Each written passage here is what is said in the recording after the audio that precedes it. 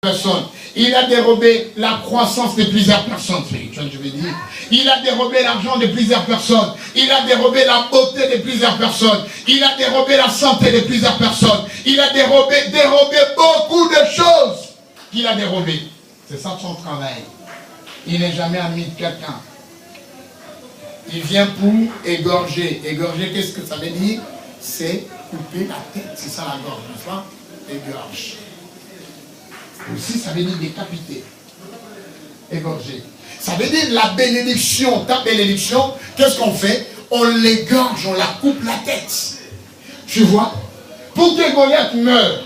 Et pour que David dise que j'ai vaincu Goliath, qu'est-ce qu'il fallait faire? Il fallait d'abord couper la tête de Goliath pour qu'on sache qu'il est mort. Et c'était ça. Souvenez-vous que Jean-Baptiste est mort. Qu'est-ce qu'il fallait faire? Il fallait couper la tête de Jean-Baptiste, mettre sur le plateau comme on avait coupé la tête de Goliath. C'est ça, égorgé. Il y a beaucoup de gens qui sont déjà égorgés.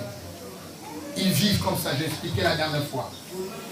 Il existe comme ça des puissances maléfiques, ça c'est les gars, qui veulent que les petits-enfants meurent. C'est comme ça que Moïse, on l'a jeté. Pourquoi? Parce que on devait tuer tous les petits-enfants. De 0 à 2.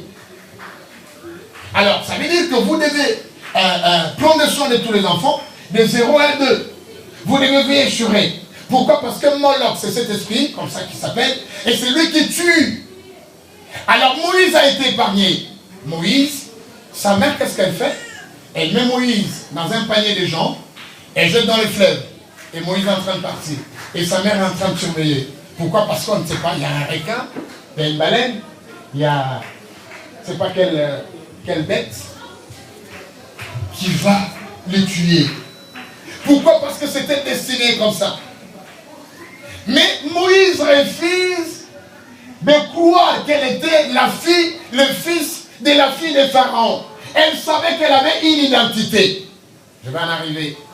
Elle avait une identité, et son identité c'était que quoi? Il était hébreu, juif. Donc, il y a un problème dans ma là. C'est le sang que tu portes. Non, ce n'est pas le sang de quelqu'un d'autre. Mais tu portes ce sang-là. Il y a des gens qui nient leur foyer, leur famille, leur mère et leur père. Parce que, voilà. Non, celui-là c'est ton père. Même s'il est fou, mais c'est ton père.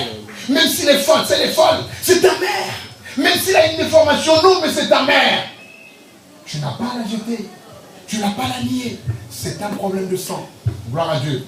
Alors Moïse reconnaît une identité.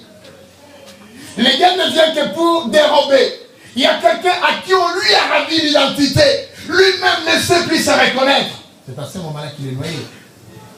Ne vient que pour égorger. C'est-à-dire, il vient, il te coupe la tête. Tu vois, sur la croix, qu'est-ce que Jésus fait? La Bible dit, il a écrasé la tête. Dites-moi, écraser la tête. J'ai l'impression que vous ne me comprenez pas. Il a écrasé la tête. Je suis en train de parler d'égorger. Il a écrasé la tête du diable, du serpent. Pourquoi? Parce qu'il fallait d'abord couper la tête. Tout ce que tu es en train de voir là, c'est la tête qui bouge. Je ne sais pas si tu as déjà vu un serpent. Moi, j'ai déjà piétiné une vipère. J'étais à l'internat. Pendant la détente, j'allais me laver du côté des 3 heures parce que c'était... On allait comme ça. Et je mettais mon filet, un petit filet, pour attraper des tilapias.